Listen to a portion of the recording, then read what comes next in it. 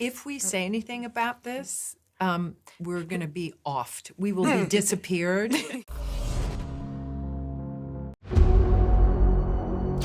Let's talk facts. The Avengers are not coming.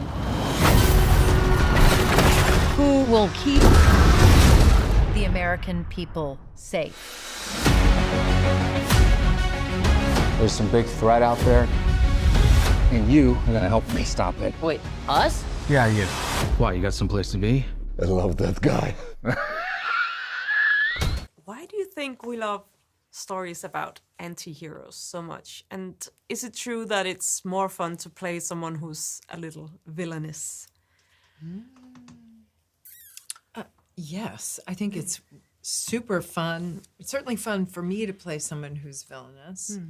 And I think we like anti-heroes because we can relate to anti-heroes. They're flawed, they're troubled, they may not be comfortable with their hero status, if they have it at all. And so there's a lot to be said for an anti-hero. More nuanced, I think. Yeah, I love an underdog every time. Yeah. Yeah, I mean, I think we love stories about anti-heroes because they embody more of what normal people go through in their lives. This movie definitely explores of something that you wake up every day and you have doubts about yourself. You have done things in your past that you regret. And that's always, I think, more interesting inherently creating an arc. And that doesn't make the most likable people. But in creating those people who you see become likable because they end up working together as a team, that's always a fun like feeling to have at the end of a film. Yeah.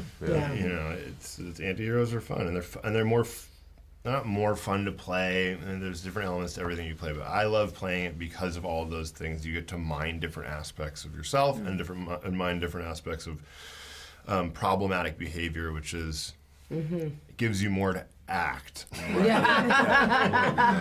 You know? I also always feel like my favorite part of like superhero movies is when they're figuring out their powers, and I feel like anti-heroes are always figuring out figure out how to do what they are supposed to do, and so it's perpetually that state, which is I think the most fun to play. I think as well, like a lot of anti-heroes as well, you like, well, for me in particular, is you don't choose to have this affliction, or you don't choose. It's like it's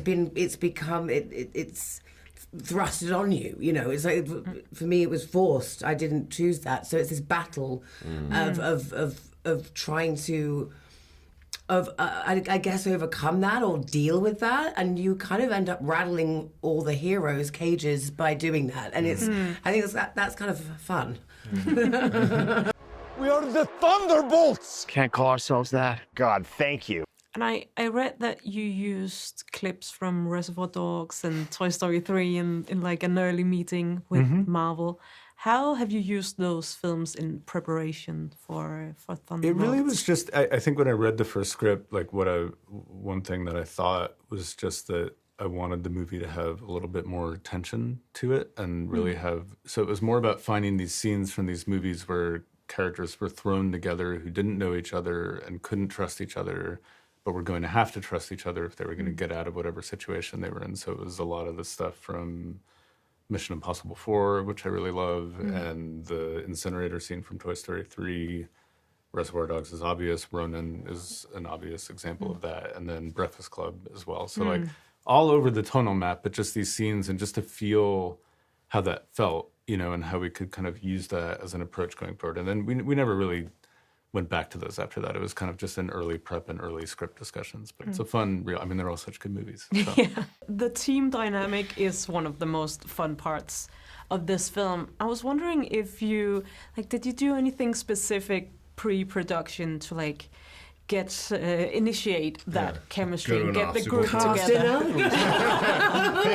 We went to an obstacle course and we all fell into each other's arms, and then we trusted each other.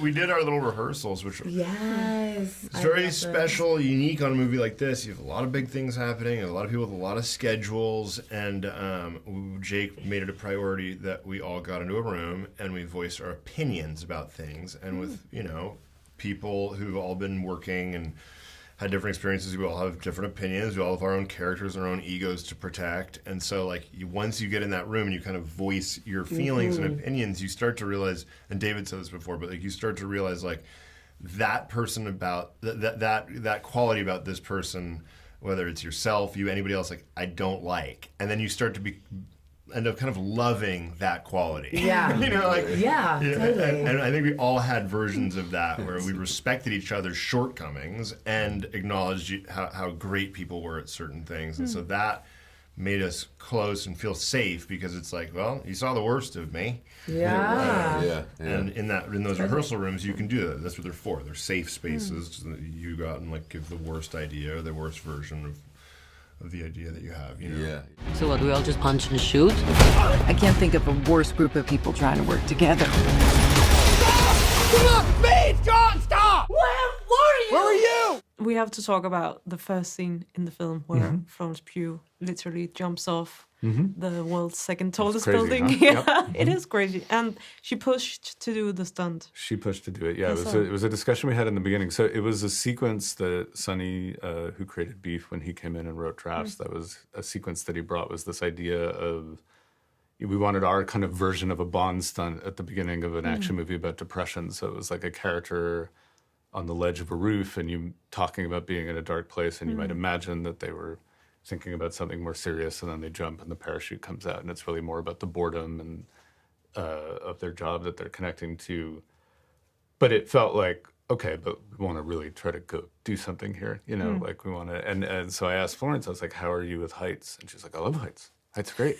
Like, okay, well, there's this thing. We can't ask you to do it. Like, you do not have to do it, and we can't even, but if you want to, you've got to take this on as your project. And she did, and she would not let it die, because I think Disney Health and Safety said no maybe 3 times before we got it done. And you know, what I like, I know the stunt is out there, and it's a crazy stunt, but I think once you watch the film and you see the context it's in, that's all in one shot, and it starts on a close-up on her face and then pulls out, and she steps off the building, and that all happens. And so you need to have an actress like Florence Pugh, who you know is going to be so committed to that moment that they're going to be in character right before they do one of the most death-defying things a human can do, and know that in character they're going to do that. And I never had a second stout, because she's so committed to her performance that I knew that once in that position she was going to do it.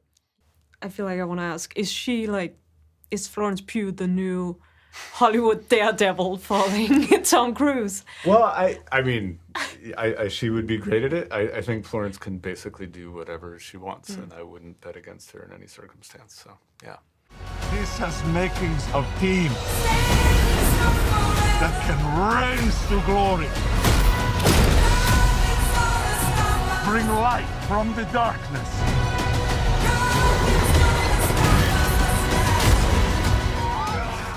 You're all officially announced as being in Avengers Doomsday, which is very exciting.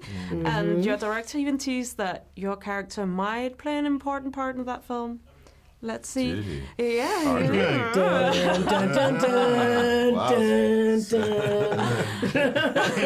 When did he tell you that? Yeah. Why did you tell me that? How is it like watching your names on those chairs in that enormously long video? Electric. It was amazing. It's an honor. I mean, all the names. And I mean, number one, I thought it was a beautiful way to reveal in the chair backs. I thought that was a really cool move. But yeah, still pinching myself, going, wow. Yeah, I mean, It's insane. my friend Danny Ramirez, who's in the MCU, I was like shooting something, and I was out on a paddleboard, and I got back in my phone, I had 37 messages. He was like, dude, we're freaking doing it. And I was like, what are you talking about? What chairs? What's going on? Yeah. I had a similar way of finding out, except I didn't have 37 messages. I had 0. And I usually when I don't have social media, so when a thing comes up, you get an email so this is happening, and before anybody, if it says share on your social media channels, I'm like, Yeah. You know, like, I don't even read it, so I didn't know what was happening because I didn't read it. And then somebody texted me, and I did find out, and then I kind of I was like, "Where's my?" Like, drag the little icon to like 4 hours and 37 minutes. I'm like, "Oh yeah, okay, there it is, cool." Yeah. And I have to ask you if you've found out who to fire about not being a part of that Avengers Doomsday. They're all gone. They're all gone. Is there, I know you're not allowed to say anything, but could you tease, is there any chance that we could see the two of you in the Avengers Doomsday? You know, if we say anything about this, we're going to be offed. We will be disappeared, and we both really enjoy our life. Yeah. So we'd rather not be offed. Yeah. Yeah. Trying to live That's another probably day. a good choice. And we all know that Avengers Doomsday is in the horizon. Can you say anything about what sort of guidelines Marvel gave you in terms of how Thunderbolts might factor into something you had to do? From the very beginning, the very end of our movie was set. That was known, and then we had a lot of freedom in terms of how we got there, but it did have to hand off to what it hands off to, which I think will be fun for people to see when they go. Alexei, have you slept? I'll sleep when I'm dead. I'd like not to die today, so maybe somebody else should be driving.